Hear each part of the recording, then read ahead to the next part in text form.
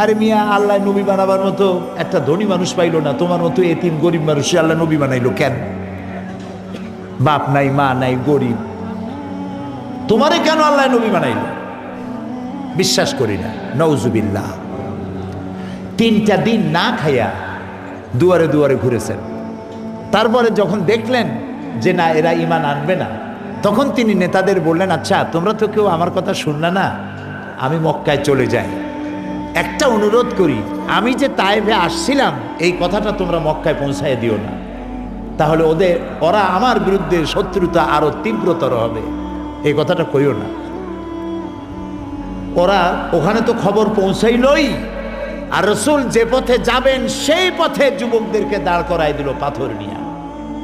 আমার জীবনে একটা বার সেই রাস্তাটা দেখার তৌফিক আল্লাহ দিয়েছেন, যেখানে রাসূল অত্যাচারিত হয়েছিলেন। দুদিকে পাহাড়, দুদিকে পাহাড়, ক্ষুধার্ত নবী, রহমতের নবী, 3 দিনের না খাওয়া।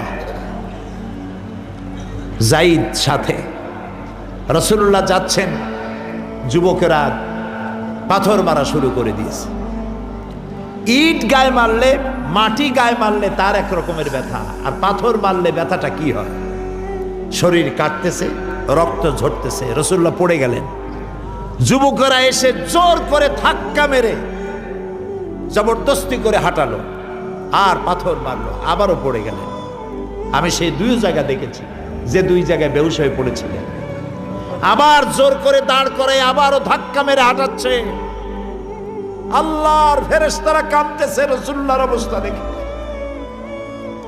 3য়বারের মতো যেখানে তিনি বেহুশ হলেন, সেখানে ছোট্ট একটা মসজিদ আছে ভাঙ্গা, এখানে রাসূলুল্লাহ একদম বেহুশ হয়ে গেলেন, শরীর থেকে রক্ত ঝরতেছে। যখন তিনি হুঁশে এলেন, হযরত জিবরাইল বললেন, ইয়া রাসূলুল্লাহ, আপনার এই কষ্ট দেখে অসহ্য হয়ে গেছে, আমি পাহাড় পরিচালক ফেরেশতার সাথে করে নিয়ে এসেছি, আপনি অনুমতি দেন এই 2টি পাহাড়কে মিলায় দিয়া কাফের গুলাকে পিষা মারিয়া শেষ করে দে।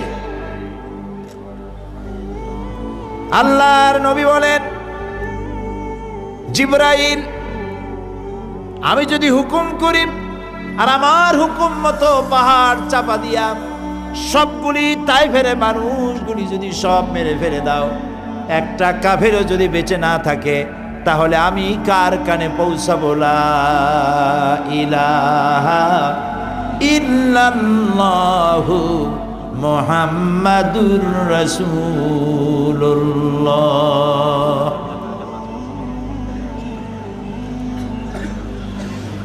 একজন লোক রাসূলুল্লাহর এই দুরবস্থা দেখে তার বাগান থেকে 1 গ্লাস আঙ্গুরের রস নিয়ে আসছে, রাসূলের হাতে দিয়ে দিল।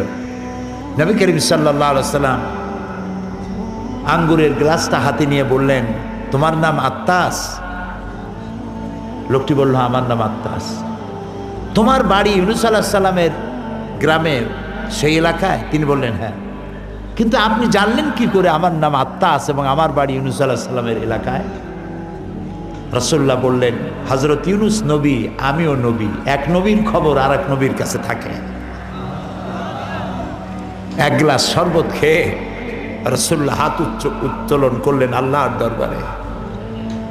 ক্ষুধার্ত, নির্যাতিত, রক্তাক্ত রহমতের নবী 2 হাত তুলে বলছেন, আল্লাহ, এই কাফেরেরা ওরা বোঝে নাই যে আমি তোমার নবী, ওরা বোঝে নাই যে আমি তোমার রাসূল, ওরা যে আমাকে মারলো, এই অপরাধে তুমি এদের উপরে গজব দিও না, আল্লাহ এদেরকে হেদায়েত নসিব করে দাও।